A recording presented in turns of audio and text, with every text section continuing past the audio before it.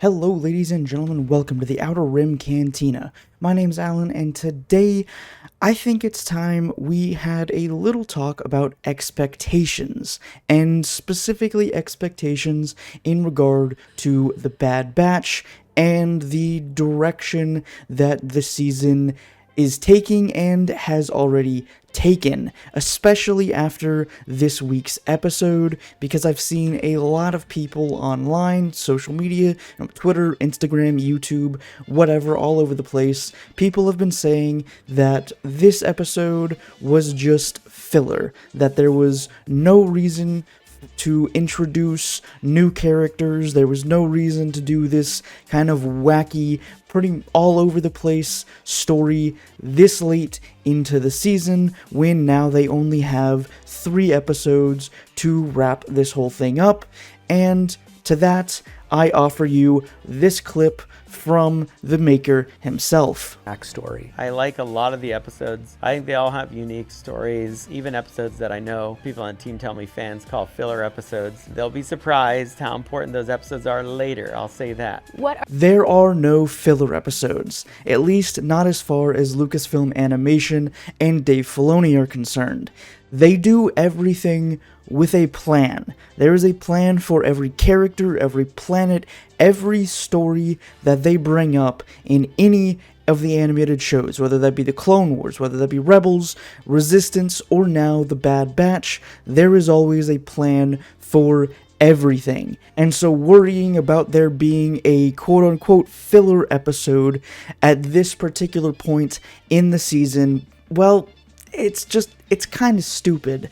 Now, I do get where people are coming from with this, especially if, you haven't grown up watching the Clone Wars, or at least watched the Clone Wars while it was airing on Cartoon Network, or watched Rebels while it was airing on Disney XD. That is understandable that you might be worried about the direction or the pacing or anything like that, because, to somebody that hasn't experienced the Lucasfilm Animation strategy before, when they're, releasing weekly episodes and weekly content pieces, then yeah, it'd be kind of understandable to be worried about that.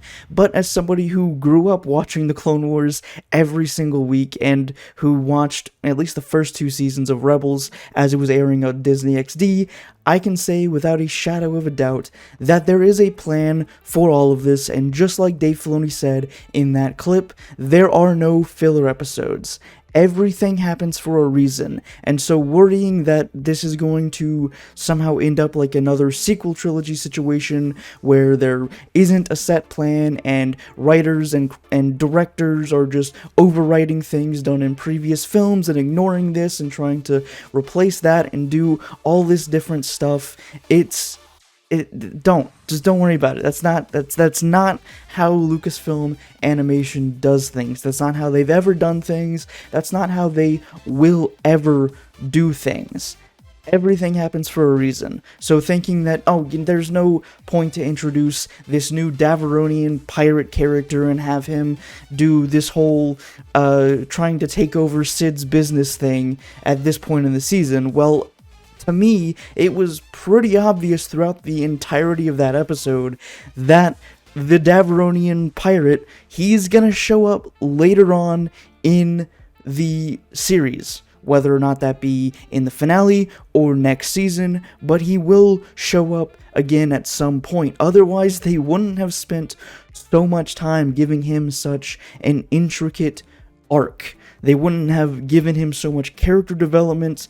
They wouldn't have spent so much time focusing on him and his past and kind of his reaction to meeting Omega and realizing the error of his ways.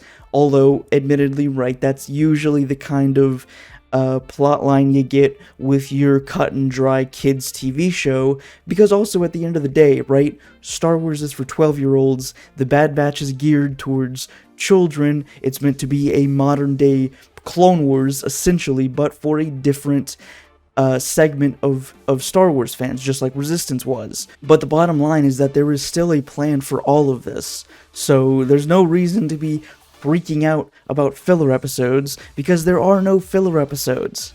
But as always, I would love to know what you guys think of this down in the comments. I just wanted to come on here and talk a little bit about expectations and kind of the style of how Lucasfilm Animation handles producing TV shows and all of their projects. But if you enjoyed this video, I would really appreciate it if you dropped a like, as those really do help a small channel like this, and consider subscribing if you want to see more Outer Rim Cantina content in your subscription feeds every week. That's all the time I've got for today. I hope to see you back here in the Cantina next time for another Star Wars video. Until then, may the Force be with you.